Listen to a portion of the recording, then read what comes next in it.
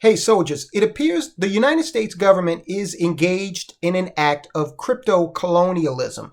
There's a bipartisan effort in the Senate right now that seeks to exert influence over the economy of another country, a country we have absolutely no official jurisdiction over at all. This is a South American country, a country that has decided to use Bitcoin as legal tender. Now, you probably know that I'm talking about El Salvador. Back in 2021, they enacted a law that allowed Bitcoin to be used as legal tender. And the United States clearly sees this. The government of the United States sees this as a threat to the dollar. It's running around like, chickens with their heads cut off, trying to put out all these little fires that they started. Of course, El Salvador is trying to diversify its economy away from the dollar, just like plenty of other countries are. Now, there are people out there that say, oh, this is no threat at all. The United States dollar, the greenback, the petrodollar, it's just fine. That's nonsense, okay?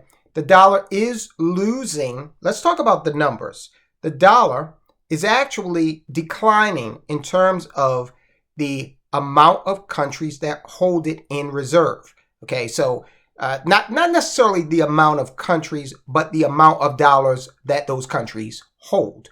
We've gone from roughly 62% in 2021, 2020-ish, that time frame, down to right now about 58% of reserves internationally held in dollars. All right, so it is declining. I'll put the chart up so you can see that. All right, so we've got that going on.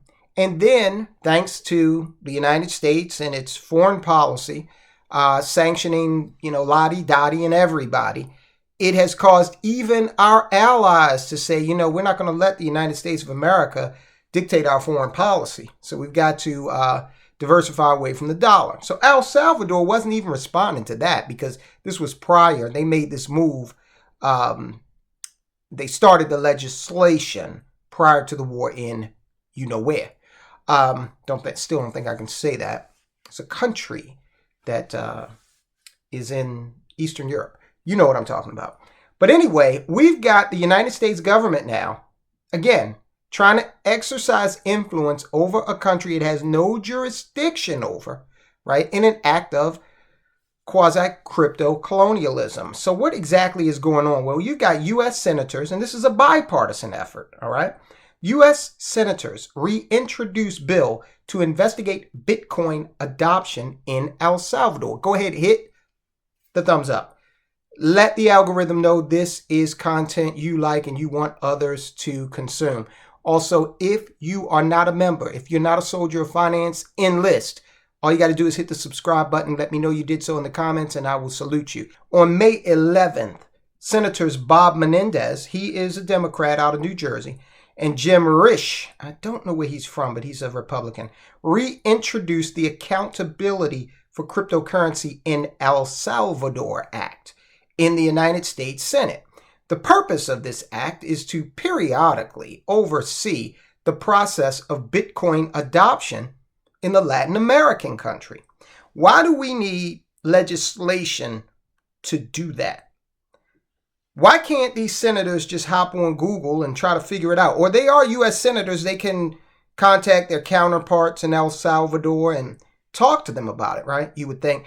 Why do we need legislation? Because with legislation comes regulation and comes money, all right?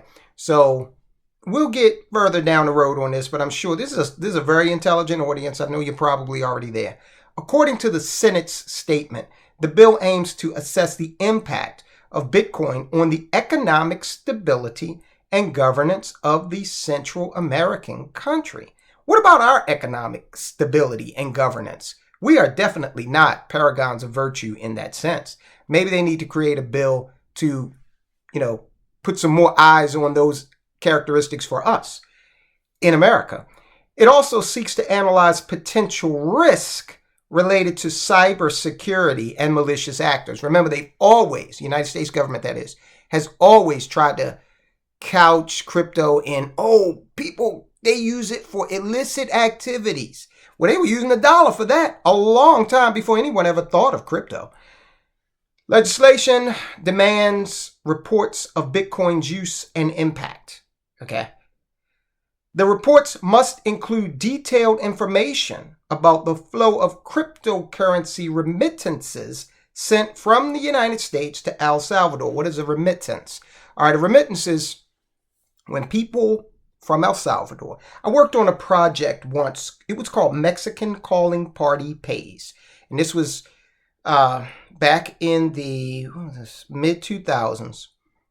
Carlos Slim Huya down in Mexico, Mexican billionaire, owns Telmex, had the Mexican cell phone provider. I think he still does. He owns that. So at the time, making a call, you paid the freight for that. If you called somebody, you paid for that. And in America, that's still the way it works, right? But Carlos Slim, extremely savvy businessman, figured out that, hey, wait a minute. There are not as many calls going out on my network because people in Mexico typically can't afford it, especially if they're trying to call relatives and friends in the United States. Now, when I was doing the research for this, because Carlos Slim went to the Mexican Senate, he got this thing introduced called Mexican Calling Party Pays, which would, it would have the party that was called. So wherever the call terminated, if that person picked up, they would pay the airtime, not the person that called. And the reason for that was because Carlos Slim knew that this would get people to use the network more often. And he also knew that the vast majority of Mexican immigrants were here in the United States where they were making money and they could pay the freight on those calls. Okay. So Verizon had to, according to international law, we had to reconfigure our network in order to have that happen. Have the airtime paid for by the person that was being called. Okay. Hope you're following this. All right. So during that time, we did a lot of research and found out that at the time, this was mid-2000s. I don't know if it's still this way, but at the time, the second largest source of revenue for Mexico behind oil was remittances, money that was flowing back into the country from Mexican nationals that were outside the country, outside Mexico. And most of those Mexican nationals were here, okay? Naturally, we're a contiguous, landmass. So that's why he did that. And so that whole thing with remittances is huge, especially now when you have a lot of South American immigrants coming up here to the United States. So the United States is saying, well, they're going to be sending money back into El Salvador and probably converting it into Bitcoin. And the United States doesn't like that at all. The bill was initially introduced in Congress in February of 2022 by Senators Jim Risch, Menendez, and Cassidy. Risch stated that adopting Bitcoin as a legal tender in El Salvador, quote, raises significant concerns about the economic stability and financial integrity of a vulnerable U.S. trading partner in Central America, unquote. But again, a sovereign country, independent of us. So what if it does endanger the economy? What is this bill going to allow you to do to a different country? On the other hand, Cassidy emphasized that if the U.S. wants to combat money laundering, it must tackle this issue head on. However, it seems Congress does not share the senator's opinion, as the bill has not been discussed again until now. The proposed plan aims to mitigate potential risks to the U.S. financial system. So what they're saying is now they're going to look at what they think are risks to our system from other countries and then try to interfere in some way in that country. And they think that this is a way to reverse the slide of folk moving away or countries moving away from dollar dominance and U.S. political influence. This is what happens when you work in a bubble surrounded by yes men. Okay. I've always toyed with the idea of creating a company called No Man, where you could hire me and I would not be your friend. I would tell you the honest truth about your ideas. So if these guys hired me, I could go in there for a reasonable fee and I could tell them this is a dumbass idea. You guys are acting like colonialists. What if they are doing something that is not kosher with the American economy? What's this legislation for? Why don't, if you identify that, why don't you go down there and diplomatically try to solve the situation? So look out. No Man might be coming to a theater near you. We'll see. One year after introducing the bill and not receiving a favorable response, Senator Risch continues to assert that the use of cryptocurrencies, as legal tender, we went over that. Similarly, Risch emphasized that the interests of the U.S. are to ensure prosperity and economic transparency in Central America. I'm not going to say that. I'm just going to give you the characters. GTFOH. Because you look here in America and you're not trying to ensure prosperity here. All right. And talk about economic transparency. This coming from the mouth of a U.S. senator who is allowed to purchase and sell shares of stock based on information he receives that we're not privy to. Okay. And he's talking about economic transparency in Central America. Gaining a clearer understanding of how the adoption of Bitcoin can affect the financial and economic stability of El Salvador is also one of the roles or missions that they want to accomplish with this bill.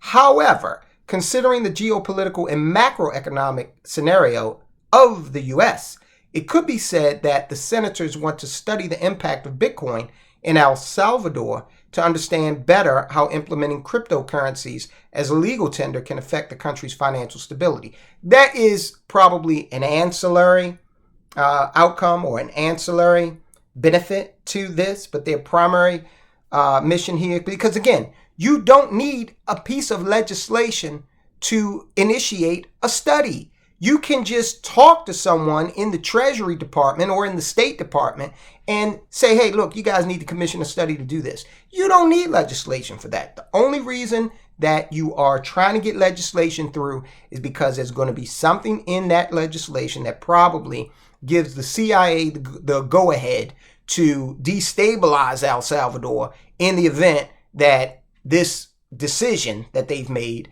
to adopt Bitcoin is, becomes something that hurts the dollar at some point. I don't put anything past these actors. Nothing at all. Perhaps having access to such data could help them comprehend the potential advantages and disadvantages of implementing the CBDC. Currently, the president of El Salvador, Nayib Bukele, I hope I'm pronouncing that right, has not commented on the bill's reintroduction. This might be because he is more focused on continuing to drive technological innovations and the adoption of cryptocurrencies rather than responding to politicians from a country with no jurisdiction over his own. But if he knows like I know, he better keep his eye on it, because the U.S. is crafty and they will bring some democracy down to El Salvador. And when we bring that democracy, we usually bring it at the tip of an M4. So, or more surreptitiously, okay? I just can't believe that they are so blatant about this. They're going to try to influence policy, economic policy in another country with actual legislation. So we'll see what happens to it. We'll continue to monitor it. Listen, Bitcoin is one way that a lot of people choose to go. Bank accounts is something that's falling out of favor. Now, I want you, though, to watch this. You want to talk about these politicians in America and how we think, based on what we just went through, that we're the, top of the food chain and deciding what everybody else does. And look at this. We can't even keep our own cities together, okay?